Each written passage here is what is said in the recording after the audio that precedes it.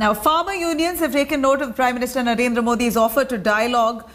In fact, on yesterday's all-party meet, farmer unions have, though, stressed upon the fact that they claim police are trying hard to weaken the farmers' movement and demanding now an immediate release of all the peaceful protesters who've been arrested. So far, 84 people have been arrested in relation to the Jan 26th violence case.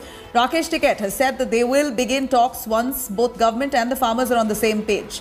The Samyukta Kisan Morcha have reiterated their demand, seeking a full repeal of the 3 new farm laws and a legally guaranteed MSP as well.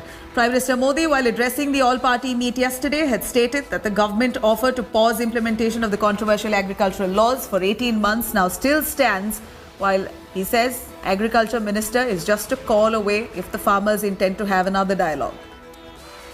Narendra Singh ji ने सभी किसान आंदोलन से जुड़े लोगों की meeting में कहा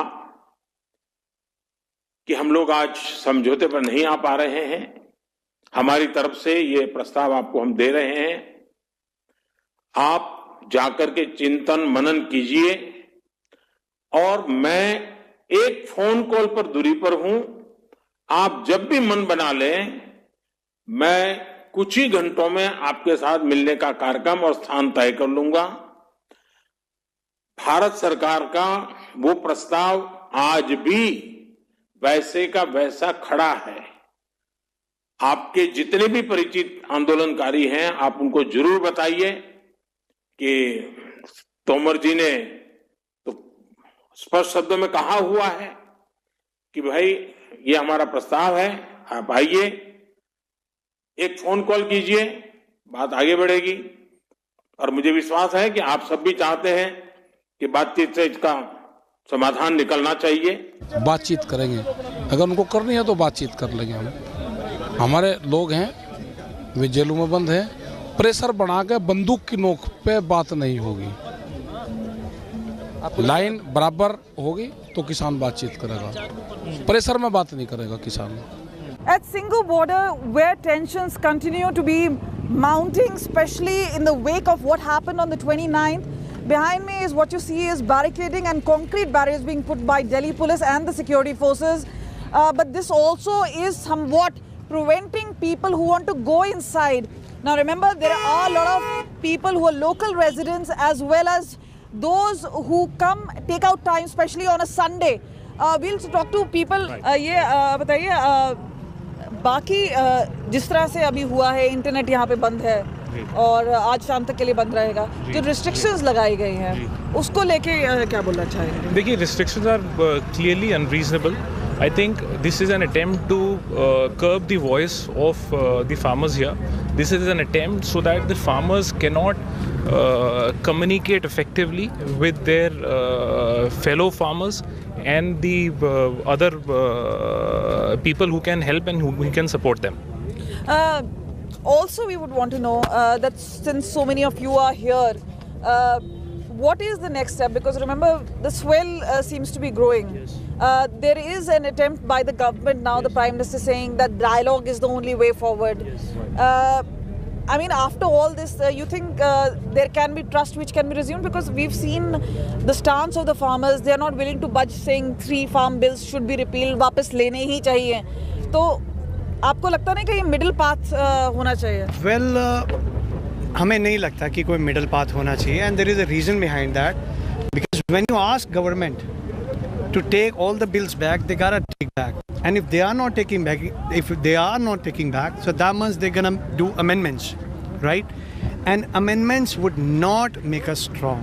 वो amendments ऐसे ही कर देंगे और ऐसे ही उलझा देंगे कि आपको लगेगा कि हाँ भी इम्प्रूवमेंट है, पर इम्प्रूवमेंट नहीं है.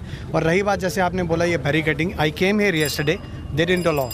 So why they did it? But right now, extra boots on the ground, basically stating that they want to prevent any sort of untoward incident from happening here at Singhu. With camera person Alok Das, this is Kamaljeet Sandhu in Delhi for India Today. Now, as farmers continue to protest at Delhi's borders, similar agitations have now cropped up in parts of Uttar Pradesh as well. Here's a report filed by Shivendra Srivastava from Uttar Pradesh's Bhagpat. Delhi और आसपास के border पर चलने वाला किसान आंदोलन अब अलग अलग उत्तर प्रदेश के जिलों में भी बढ़ रहा है और किस तरह से बढ़ रहा है उसका एक रूप देख रहे हैं। मुजफ्फरनगर के बाद अब बागपत में किसान पंचायत बुलाई गई है। ये यहाँ की तहसील है जहाँ पर किसान इकट्ठा हुए हैं हजारों की संख्या में। और जो राकेश टिकैत के साथ घटना हुई उसके बाद उन्होंने भावुक अपील की और उसके बाद मुजफ्फरनगर से लेकर के अलग अलग जिलों में पंचायत जो आयोजित करने का ये सिलसिला चल रहा है उसमें बागपत में किया गया है, जिसमें आसपास के बहुत से गांवों के किसान जुटे हैं ये बताने के लिए, ये दिखाने के लिए कि वो केंद्र सरकार की नीतियों के खिलाफ एकजुट होकर कैसे खड़े हुए हैं। फिलहाल आगे आंदोलन को किस रूप में ले जाया जाएगा या किसान पंचायत में क्या तय होता है ये मीटिंग के बाद तय होगा, लेकिन जिस तरह से किसान यहाँ पर जुट रहे हैं वो अपने आप में काफी हैरान करने वाला है।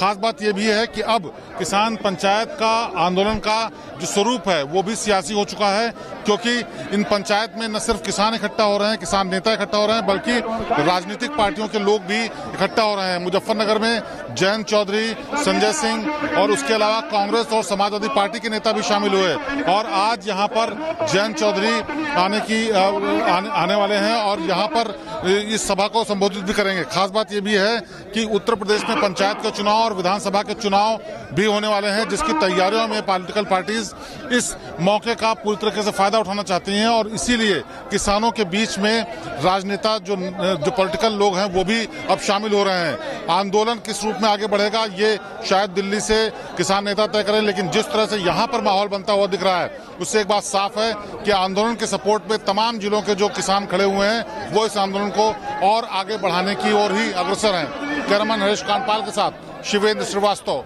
बागपत, आज तक। Hello everyone, this is Rahul Kamal here. Hope you enjoyed this video. For the latest news and analysis, like and subscribe the India Today YouTube channel and don't forget to press the bell icon to stay updated.